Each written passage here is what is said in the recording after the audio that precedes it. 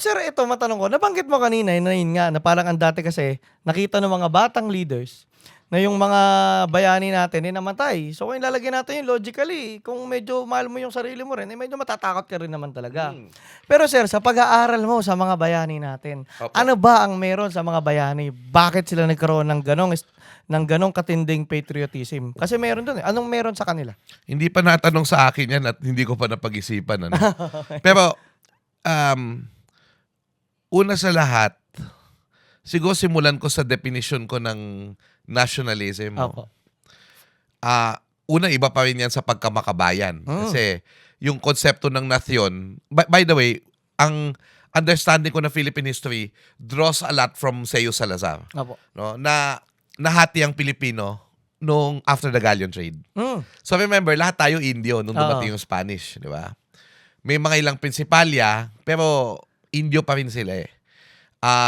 Pero yung nangyari diyan by the early 1890s, 1800s, early 1800s, ang nangyari diyan, nagkaroon ng yung monopoly ng Spain sa galleon trade nawala because of the Spanish War of Independence. Mm. Natigil yung galleon trade.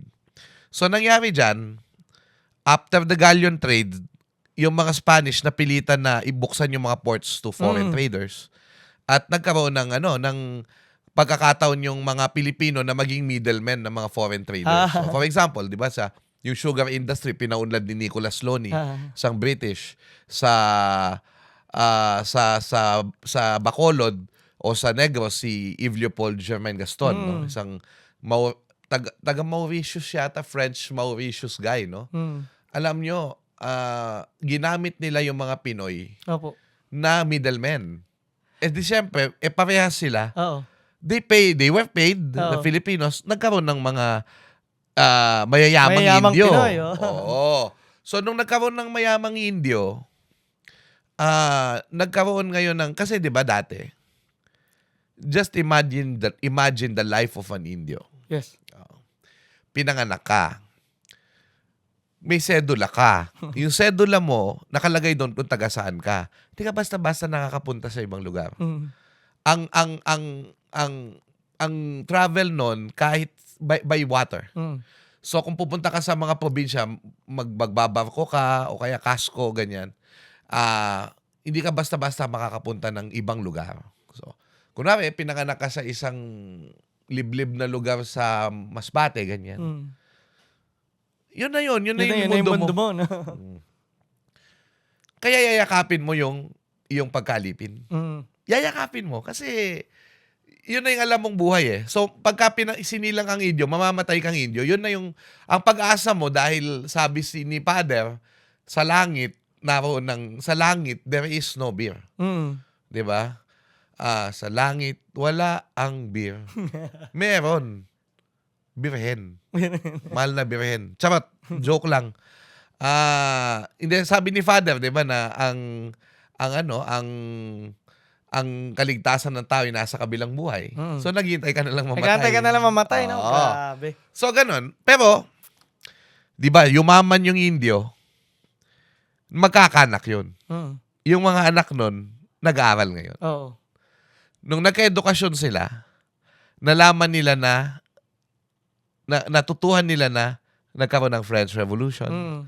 nagkaroon ng American Revolution. No? So, pwede pala yun. Oo. Natutuhan nila yung liberalismo. Pero, nahati yung bayan. Mm. Kasi, yung mga edukado, yung elite, natuto sila ng Western concepts of Opo. nation. Yun yung nation. Mm. Yung may estado ka, na meron kayong diwa, na iisa kayo, tapos magbubuo kayo ng estado na may political rights, di ba? Ganon yung kanila. Yung Indio, naiiwan yun. Mm. Actually, hindi naman naiiwan. Nanatili sa kanila yung diwa ng bayan. Mm. So, yung diwa ng bayan, kapag yung tunay na kalayaan, wala pang salitang kalayaan actually. Inimbento yan ni na Marcelo del Pilar. Ganun. Yes. Oh. Hindi si Marcelo del Pilar. Ang nag-imbento ay Padre Mariano Sibilia. Oh. Pinasikat ni Marcelo del Pilar and then ng Katipunan kasi ginamit nila. So, yung kalayaan, 1800s lang na word yan eh. So, kasi dati pagka Timawa, Oo. kasi yung Timawa yung malayang tao eh. Di ba matakaw yun? Kasi malaya. Hindi, Timawa malayang tao, di ba? Noong dumating yung Spanish, pag-aaral to ni Nancy Kemuel Gabriel, na-demote yung Timawa, yung malayang tao. Na-demote siya, naging Indio yun. Kaya eventually, nag-iba yung meaning ng Timawa. Oo. Naging patay gutom, hampas lupa. Kasi pag malaya, parang dinimonize nila na pagka malaya ka kasi kain ka ng kain. Hindi. Hindi sa dinimonize dahil malaya. Dahil naghirap na tayo, naging hampas lupa na. Yung malayang tao dati, demoted yon. Oo. Kasi yung Principalia, Dato, naging part ng colonial. Oo. Yung tayo, naging fourth class citizen tayo, yung Indio. Patay gutom ka. Mahirap ka pa sa daga, hampas lupa ka. So, yung Timawa, hindi mo na pwedeng gamitin as term for malayang tao. So, you have to invent a new word. Kalayaan. Oo. So, we don't even know what is kalayaan, what is laya. Walang laya eh.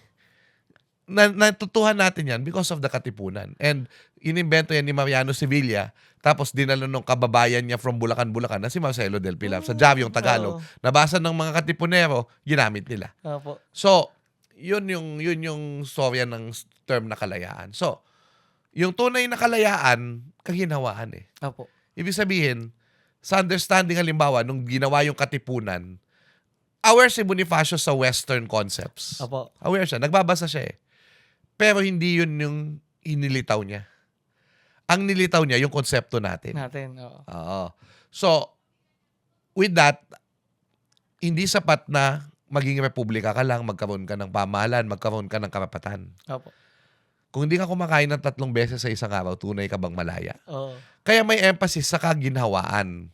So sa studies ko, pinoint out ko na sa pag-aaral ni Covar, Prospero Covar, Virgilio Enriquez, Ceus Salazar, ng Philippine Psychology, ang kaginhawaan, yung magandang buhay, magandang paghinga, magandang pakiramdam, komportable, nakakapag-aral sa eskwela yung mga anak mo, may peace of mind ka lahat. Pati yung pag-ebak, kaginawaan yan eh. Libog ay may kinalaman sa kaginawaan. Sabi ni Ceus Salazar, magkakaroon ka ng ano ngayon, ng yung kaginawaan, nagkakaroon ka lang yan kung mayroon kang mabuting kalooban. Opo.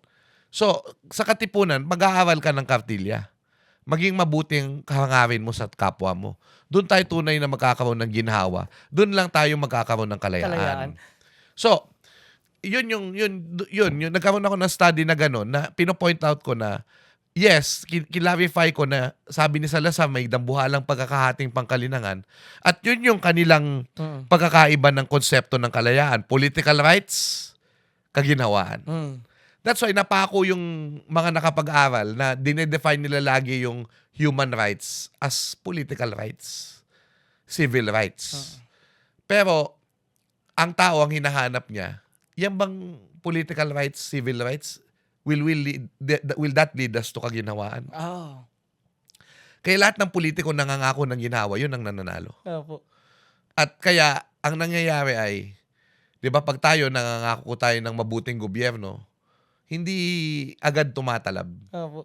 Kasi parang meron pang ano doon eh, meron pang parang iniisip yung ibang tao noon na okay lang kung mangurakot basta may ginhawa tayo. May mga kalsada, ganun eh. Ngayon lang recently, tumama sa atin na nakamamatay ang katiwalian. Opo. Ayun, Ang pagnanakaw sa bayan nakamamatay. Kaya galit na galit tayo. Pero nung unang panahon, minsan sinasabi ng mga tao, ito, naririnig ko lang naman. Opo. Kahit kurap yan, basta may mga naipapatayo, walang problema. Kaya nga, pero hindi mo sila masisisi kasi nga, para sa atin, kaginhawaan. Magandang kalsada, kaginhawaan. May ayuda, kaginhawaan, di ba? So, paano mo babalansehin yun at paano mo i-message, yung messaging, yung naratibo na kaya tayong dalhin sa kaginhawaan ng mga pinunong nagpapatupad ng demokratikong paraan at ng human rights. Diba? So, kaya kailangan natin ng mga examples.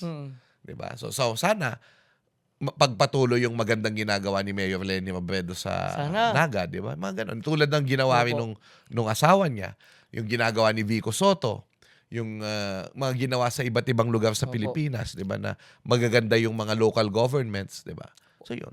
Nakakatuwa sir, kasi yung hope nga na sinasabi mo kanina, ngayon nakikita mo, hindi man siya biglaang mangyayari, pero unti-unting nangyayari kasi kino-call out na natin. Malaking bagay na kahit wala naman talaga tayong puwersa, armas, kapangyarihan, the mere fact na kino-call out natin sila, may onting hindrance na tayo na ginagawa para hindi nila magawa yung ginagawa nila eh.